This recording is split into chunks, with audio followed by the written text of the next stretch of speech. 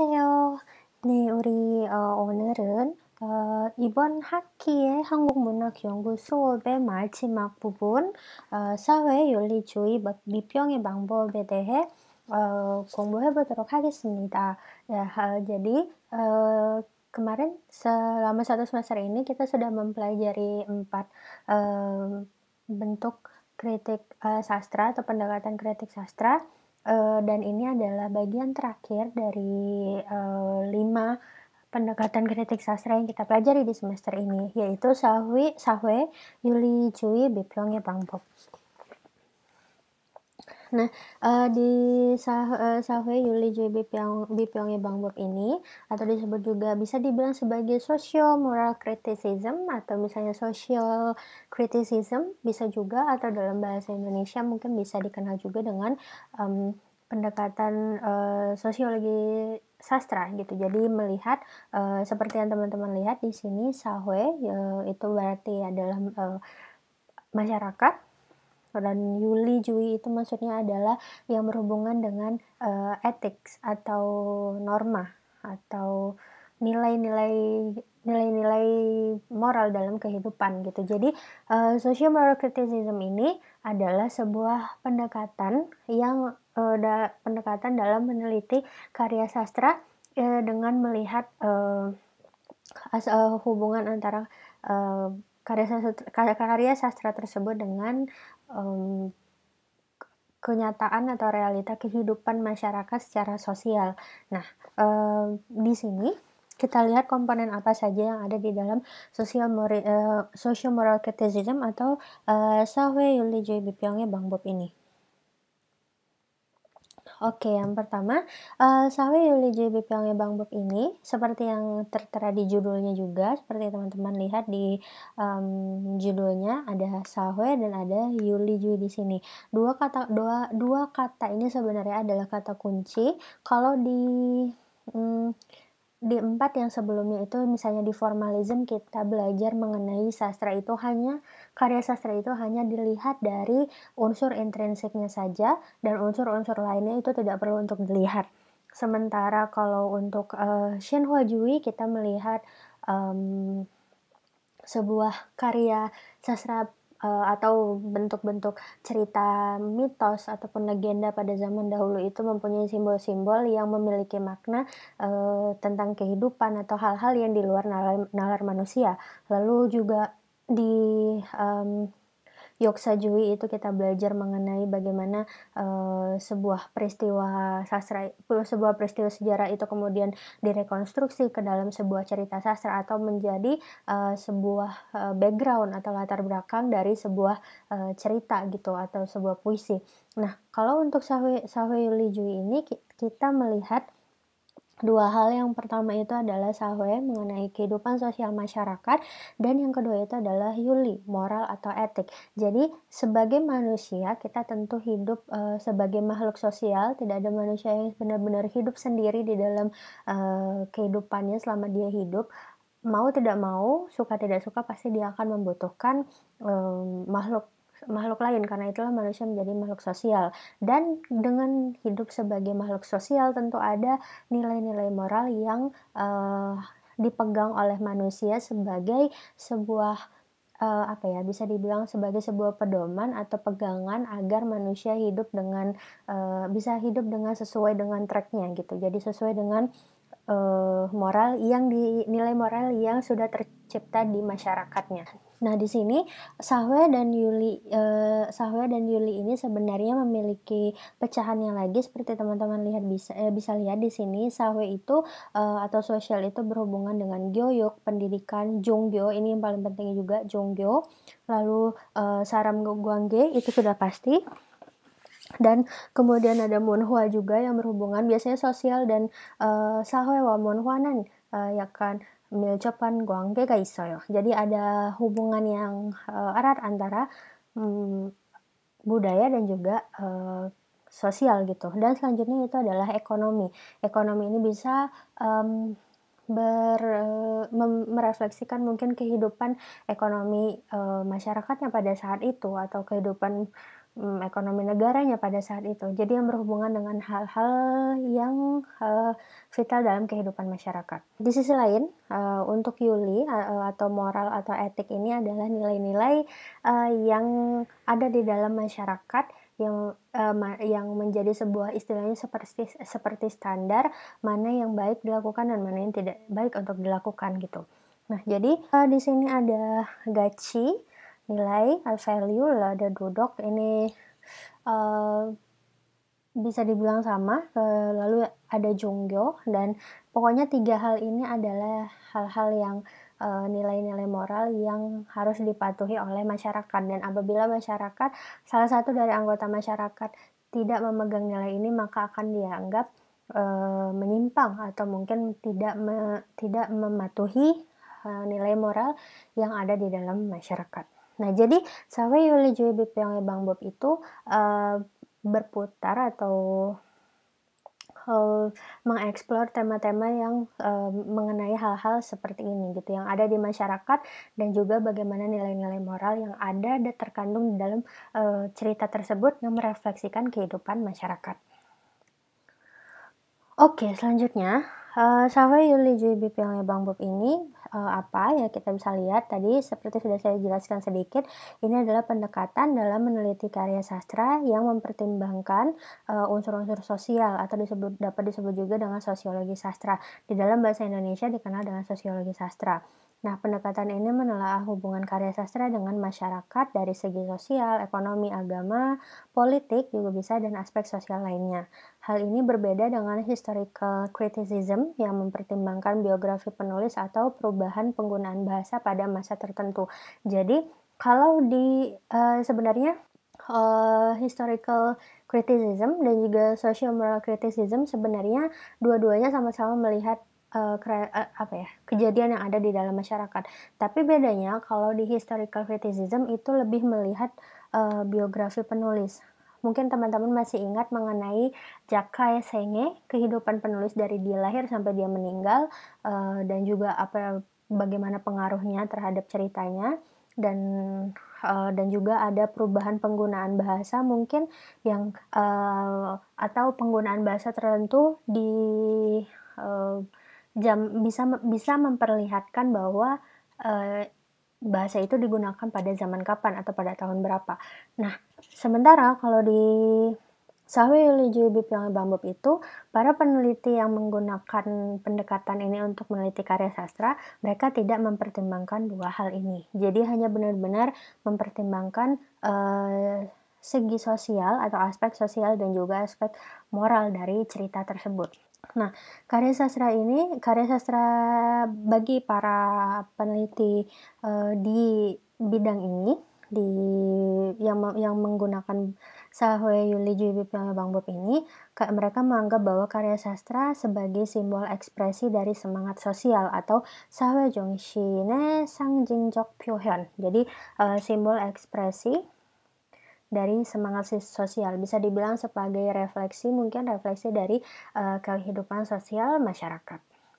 Walaupun mungkin, ada beberapa hal, mungkin tidak ada saatnya mungkin tidak begitu mewakili atau merepresentasikan keadaan masyarakat dengan benar-benar seluruh masyarakat merasakan yang sama dengan apa yang ada di cerita, tapi mungkin ada kelompok-kelompok tertentu yang merasakan bahwa, oh iya memang itu yang terjadi pada saat itu dan itu benar digambarkan di dalam cerita tersebut gitu.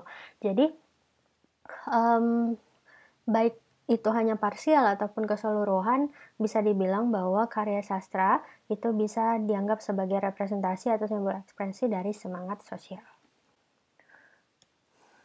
Oke, selanjutnya, penelitian karya sastra dari segi aspek sosial ini bertujuan untuk menggambarkan, atau memberikan gambaran yang utuh mengenai hubungan timbal balik antara penulis, karya sastranya, dan juga masyarakat. Jadi 3 hal ini seperti yang di Shimni Jue Bipyong Bang Bob itu juga ada 3 hal yang penting di dalam meneliti karya sastra dari segi psikologis, psikologi itu ada penulis karya sastranya dan juga pembacanya gitu. Nah, sementara di sini di Sawe Lijuye Pipyonge Bangbap juga menggunakan atau melihat 3 aspek yang hampir mirip, yang itu penulis, karya sastra, dan masyarakat, dan bagaimana hubungan timbal baliknya dengan karya sastranya sendiri gitu, dan tiga-tiganya itu bagaimana hubungannya gitu. Nah, ada yang menarik dari salah satu, bukan salah satu, berarti ada 2, seperti yang teman-teman lihat di sini ada Welek dan Warren.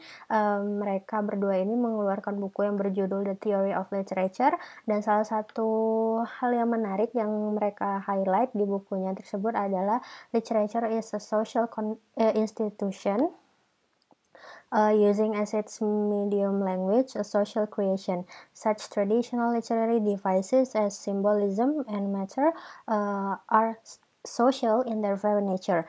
They are conventions and norms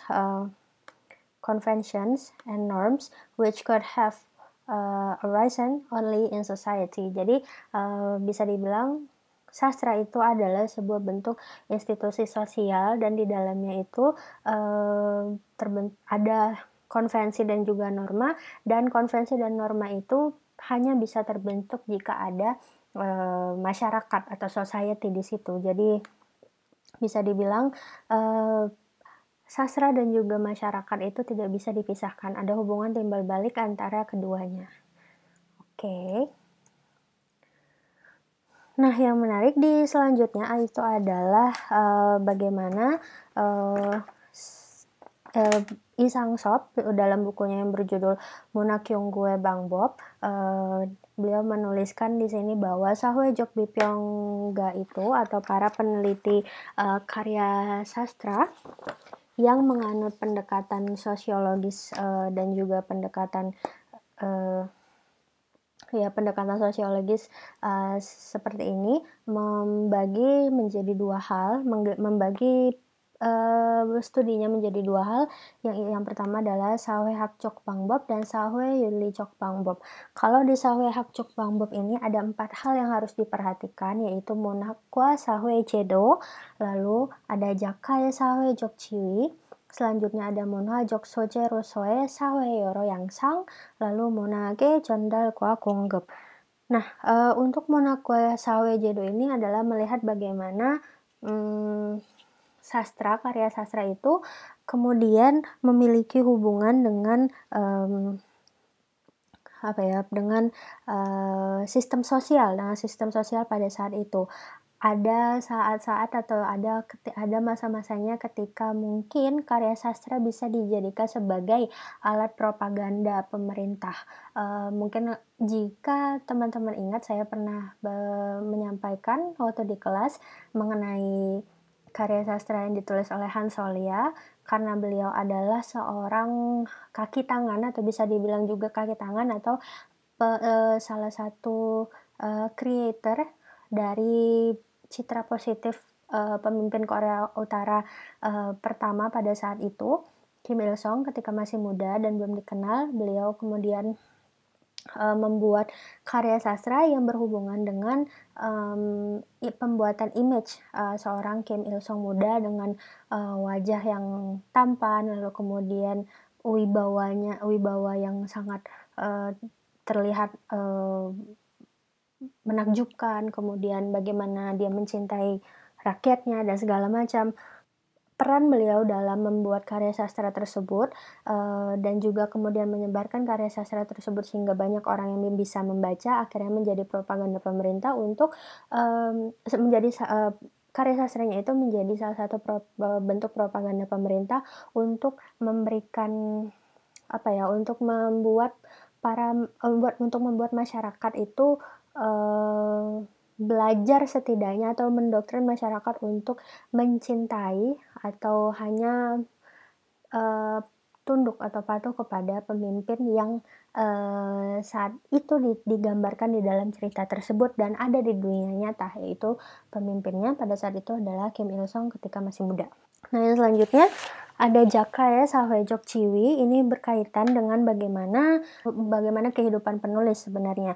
Nah, Sahwejok Ciwi ini berhubungan dengan, status sosial dari, penulis pada saat itu, dan bisa dibilang status sosialnya, nanti akan dijelaskan lagi sebenarnya, tapi, bisa ini berhubungan juga dengan, ekonomi atau, kehidupan, sisi finansial dari si penulis ini. Apakah penulis ini berasal dari kaum, borjuis kah? Atau, kaum marginal kah? Atau dia dari kaum, yang seperti apa gitu. Jadi itu bisa melihat karena dari, sisi finansialnya ini bisa membedakan sudut pandang penulis pada saat itu. Apakah dia melihat dunia dengan menggunakan standar dia sebagai orang kaya, ataukah dia melihat dunia dia dengan standar sebagai orang yang, hidup dalam, garis kemiskinan, seperti itu. Untuk Soe Sawe Yoro Yangsang ini berkaitan dengan, karya sastra itu atau sastra, memiliki banyak, atau menampilkan banyak aspek kehidupan masyarakat, seperti itu. Dan, bagaimana mungkin, kehidupan, atau ide-ide, yang terkandung di dalamnya tersebut bisa menampilkan, apa ya, refleksi dari kehidupan masyarakat pada saat itu, gitu. Dan selanjutnya ada Monhage Chondal Gwa Konggep, ini berkaitan dengan bagaimana, pengaruh dari, penyebaran karya sastra itu sendiri. Penyebaran karya sastra, baik yang berhubungan dengan, bagaimana karya sastra itu didistribusikan, entah itu melalui majalah kah, atau buku kah, atau seperti apa, dan selanjutnya bagaimana peran percetakan juga, penerbit dan segala macamnya, ketika menerbitkan, karya sastra tersebut, gitu. Jadi bahkan penyebaran karya sastra ini, apakah juga dia ditekan oleh pemerintah atau diberikan kebebasan oleh pemerintah pada saat itu, ataukah mungkin ada isi-isi dari karya sastra tersebut yang harus disensor dan kemudian akhirnya ditarik dari masyarakat, dan impact-nya seperti apa. Jadi ini melihat bagaimana penyebaran karya sastra pada, masyarakat, pada saat itu, gitu. Pada saat si karya sastra ini diterbitkan atau diluncurkan. Nah, selanjutnya kalau ini tadi adalah berkaitan dengan Sahwe Hakjok atau bagian sosialnya. Nah, untuk Sahwe Yuli Jokbangbob ini berhubungan dengan, ideologi atau pemikiran-pemikiran mengenai agama, etik, filosofi, dan segala macamnya yang berhubungan dengan, nilai-nilai moral kehidupan manusia. Nilai moral kehidupan manusia mungkin yang sangat dominan di Korea adalah mengenai, konsep, patriarki, mungkin juga, dan konsep Newe, luar dalam, di mana manusia, yaitu pria dan wanita, terbagi menjadi dua. Misalnya, konsep Ne itu adalah konsep yang mencerminkan, peran wanita yang harus di rumah, kemudian, hanya mengurus keluarga, mengurus dapur, mengurus rumah, sementara W itu berkaitan dengan peran laki-laki yang harus, bekerja di luar rumah dan tidak terlibat dalam urusan domestik rumah tangga. Jadi ada, apa ya, bisa dibilang, hal-hal seperti ini yang entah itu, karya sastranya mencerminkan atau mengkritik, kehidupan masyarakat yang saat itu sudah tidak, memperlihatkan atau mengikuti nilai-nilai Konfusianisme, atau bahkan mengkritik nilai-nilai Konfusianisme yang, bisa saja sebenarnya sudah tidak sesuai lagi dengan kehidupan masyarakat, karena masyarakat sudah mengalami, atau sudah masuk ke dunia yang modern. Jadi ada banyak hal sebenarnya mengenai Yuli atau Jonggyo Sasang ini yang, entah itu menentang atau entah itu mengkritik kehidupan masyarakat pada saat si karya sastranya ini diciptakan atau diterbitkan. Oke, selanjutnya beberapa contoh masalah sosial di dalam karya sastra itu, yang pertama itu berkaitan dengan kemiskinan, lalu ada juga pelanggaran hak asasi manusia, ada juga mengenai gejolak ekonomi, kemudian ada ketidaksetaraan gender, bagaimana misalnya pria dan wanita, mmm yang mungkin teman-teman, tahu salah satu cerita mengenai, Kim Ji Young itu, nah, di baik di drama maupun di filmnya kan baik di novel maupun di filmnya, itu sama-sama menceritakan bagaimana seorang wanita yang sebenarnya punya potensi, tapi akhirnya harus, menyerah terhadap mimpinya dan kemudian hanya, hidup di dalam, urusan domestik rumah tangga sampai dia akhirnya harus mengalami, eee, apa ya, eee, mengalami sakit, secara mental gitu. Jadi hal-hal seperti itu yang bisa muncul juga di dalam karya sastra. Dan selanjutnya kehidupan masyarakat marginal. Kehidupan masyarakat marginal ini salah satunya adalah mengenai mungkin di karya sastra pada tahun, setelah kemerdekaan, di tahun-tahun 1950 ataupun 1960-an atau juga di tahun 1930-an, mungkin salah satu contohnya itu adalah mengenai, masyarakat marginal, ini mengenai, eee, orang Korea berdarah campuran atau disebut juga dengan Honheol. Jadi Honheol adalah, mereka yang lahir dari, entah salah satu dari orang tuanya adalah orang Korea, tapi salah satunya lagi adalah orang asing.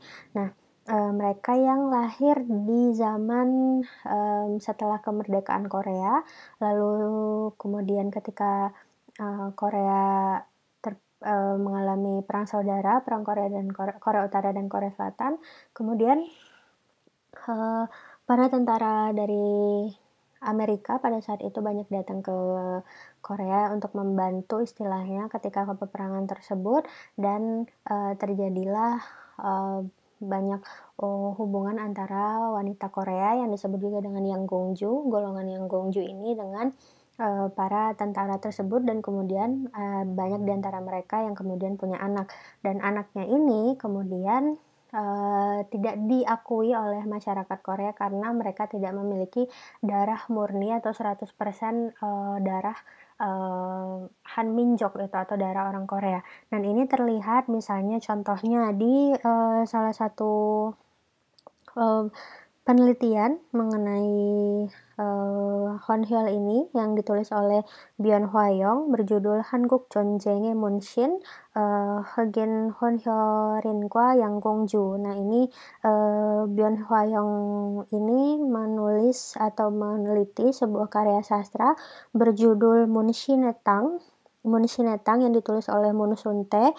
Jadi Munshinetang itu sebenarnya Munshin-nya itu sebenarnya menggambarkan bahwa, ada Honheol, tipe Honheol, bisa dibilang tipe Honheol yang, orang tuanya bukan dari ras, kulit putih tapi dari, keturunan, ras, kulit hitam seperti itu. Jadi, mereka yang lahir dari, orang tua, atau di dalam hal ini adalah, ayah, dengan, mmm, ayah yang memiliki ras, Afrika maksudnya, kulit hitam seperti itu, lalu kemudian memiliki hubungan dengan Yang Gongju atau Western Princess, yaitu orang Korea, wanita Korea, kemudian, mereka mengalami anaknya ini mengalami diskriminasi yang jauh lebih parah daripada anak-anak, Honheol yang, ayahnya berasal dari ras, kulit putih seperti itu. Jadi di ceritanya itu, di salah satu ceritanya, Moon Sun-tae ini menggambarkan bahwa, ada sebuah bukan Moon Sun-tae tapi Byun Hwa-young-nya menggambarkan bahwa, ada seperti miskonsepsi di kehidupan masyarakat Korea pada zaman tersebut bahwa, orang kulit hitam itu atau orang kulit hitam itu jorok dan juga, tidak elok untuk dipandang, tetapi mereka memiliki kekuatan yang sangat, besar gitu. Kekuatan yang sangat besar ini berhubungan dengan kehidupan seksual seperti itu. Nah jadi, dan hal ini terlihat juga di dalam, cerita Munshinetang ini di mana tokohnya Notesu, seorang tentara Amerika, kalau tidak salah tentara Amerika berkulit hitam dan, No Maria, yaitu seorang yang Gongju. Nah, mereka ini tinggal bersama di suatu mungkin seperti, rumah seperti itu dan mereka baru pindah ke rumah tersebut. Notesu ini umurnya masih sekitar 20-an, tapi yang Gongju No Maria ini berumur sekitar 50-an. Nah, di situ terlihat bahwa mereka kemudian hidup bersama dan anaknya itu mendapatkan sebuah diskriminasi bahwa, mereka itu bukanlah bagian dari, orang Korea, mereka bukanlah bagian dari, Hanminjok, tapi mereka dianggap sebagai orang asing, tetapi orang asing pun mereka tidak memiliki kewarganegaraan. Jadi, kehidupan marginal masyarakat-masyarakat, seperti ini, Honheol atau masyarakat anak-anak atau orang-orang berdarah campuran seperti ini juga banyak diangkat di dalam, karya sastra seperti itu dan diteliti juga oleh banyak, peneliti sebenarnya. Contohnya jadi seperti itu. Oke, selanjutnya ada 3 pendekatan dalam sosiologi sastra. Untuk hal yang tadi, untuk cerita yang tadi akan saya lampirkan nanti, paper-nya, mana tahu mungkin, teman-teman ingin membaca langsung seperti apa ceritanya, nanti akan saya lampirkan di dalam, Google Classroom. Oke, jadi, tadi itu kita membicarakan mengenai beberapa hal yang biasanya muncul, mengenai, kritik sosial di dalam karya sastra. Nah, ini ada 3 pendekatan dalam sosiologi sastra yang juga harus kita ketahui kalau kita ingin meneliti mengenai, karya sastra dari segi nilai-nilai sosialnya. Itu adalah Jakae Sawejok Ciwi, atau, kondisi sosial pengarang atau penulis, lalu Jakpume Sawejok Yonghyang, bagaimana pengaruh karya sastra itu, terhadap, kehidupan sosial dan sebaliknya, dan juga, Dokchaege Michinen Sawejok, Yonghyang. 죄송합니다. 여기는 좀 타이포입니다. 오타를 했어요. 어쨌든, oke, jadi bagaimana, karya sastra itu kemudian memberikan pengaruh terhadap para pembacanya. Kita lihat satu persatu seperti apa. Yang pertama, Jakae Sawejok Ciwi ini berhubungan dengan status sosial penulis dan juga ideologi yang dianut oleh penulis. Tadi seperti yang sudah saya bilang, hal yang patut untuk diperhatikan yang pertama itu bagaimana kehidupan penulis dari aspek ekonominya gitu. Apakah dia adalah seorang kaum berjuis kah, atau mungkin kaum marginal kah, atau dia hanya orang biasa kah gitu. Kita juga harus melihat, karena dari situ kita bisa tahu bagaimana, bagaimana cara, penulis itu memandang kehidupan, masyarakatnya gitu. Maksudnya memandang kehidupan, sosial masyarakat. Yang kedua, sejauh mana penulis menganggap pekerjaannya sebagai sebuah profesi, apakah dia, profesionalkah di dalam, melakukan pekerjaannya atau dia hanya menjadi, atau menulis karya sastra sebagai sebuah pekerjaan sambilan atau seperti apa. Dan selanjutnya kelompok masyarakat yang seperti apa yang menjadi sasaran penulis gitu. Jadi, kira-kira, siapa yang ingin dituju oleh penulis ini gitu. Apakah kalau tadi yang, cerita Munshinetang yang ditulis oleh Mun Sunte ini apakah, ingin memperlihatkan, hanya kepada pemerintahkah atau memang ingin memperlihatkan bahwa masyarakat itu memang saat ini pada saat itu memiliki pandangan yang sangat, bisa dibilang ekstrim terhadap para honhyol atau, mereka yang berdarah campuran ini. Siapa yang mau dituju? Apakah pemerintah, ataukah masyarakat biasa, ataukah kaum borjuis, atau siapa, atau kelompok sosial mana, seperti itu.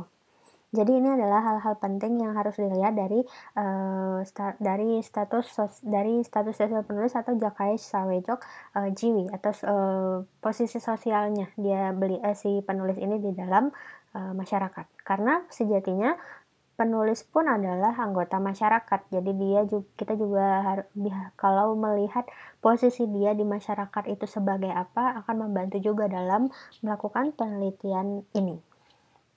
Lalu yang selanjutnya, Jakpome Sawejok Yonghyang ini melihat sejauh mana karya sastra itu menjadi refleksi dari kehidupan masyarakat. Hal-hal yang mesti diperhatikan, yang pertama adalah karya sastra bisa saja menampilkan keadaan masyarakat secara detail, tetapi tidak dianggap sebagai representasi dari keadaan masyarakat yang sesungguhnya. Bisa saja secara detail dijelaskan dengan baik, tapi ternyata masyarakat merasa bahwa, oh ini bukan kami, ini bukan seperti ini yang ada di dalam kehidupan kami. Ini hanya mewakilkan beberapa orang saja gitu. Tapi ada juga yang gambarannya kasar atau bisa dibilang gambarannya tidak terlalu detail mengenai masyarakat, tapi bisa dianggap sebagai representasi dari keadaan masyarakat sesungguhnya, karena mungkin menyentuh beberapa aspek-aspek atau elemen-elemen dalam kehidupan masyarakat yang masyarakatnya sendiri pun merasa gonggam atau bisa merasakan bahwa oh iya ini memang terjadi di dalam kehidupan masyarakat.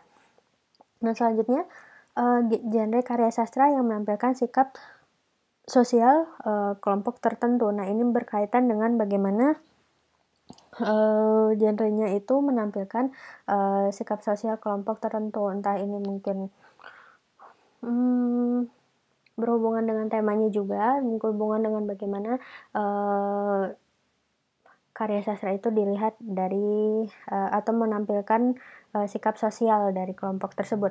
Dan yang selanjutnya adalah sifat dan sikap penulis yang dapat mempengaruhi pemilihan dan penampilan fakta-fakta sosial dalam karyanya. Jadi sifat dan sikapnya dan juga pemikirannya itu juga bisa mempengaruhi fakta-fakta sosial yang muncul di dalam cerita tersebut.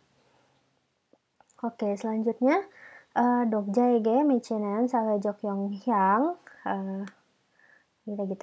Oke, ini melihat sejauh mana nilai dalam suatu karya sastra berkaitan dengan nilai sosial dan sejauh mana nilai sosial mempengaruhi nilai di dalam karya sastra. Jadi dua-duanya saling mempengaruhi sebenarnya. Hal yang harus diperhatikan itu satu, sudut pandang yang menganggap bahwa karya sastra itu memiliki derajat yang sama dengan karya pendeta atau nabi.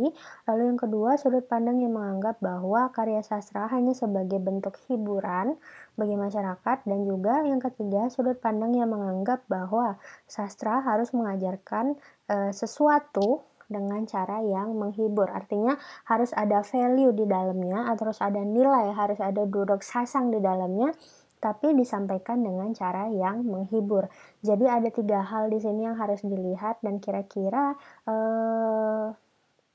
pengaruh apa yang bisa muncul atau bisa diberikan kepada para pembacanya melalui karya sastra ini gitu. Ketika karya sastranya dibaca, apakah pembaca kemudian merasa bahwa karya sastra ini apakah bentuknya hiburan, apakah dia merasa mendapatkan sebuah pembelajaran di situ, atau apakah dia merasa bahwa teks karya sastra ini adalah sebuah teks yang suci gitu. Jadi apakah posisinya ini dianggap sebagai sesuatu yang bahkan bisa sampai mendoktrin para pembacanya pada saat itu gitu.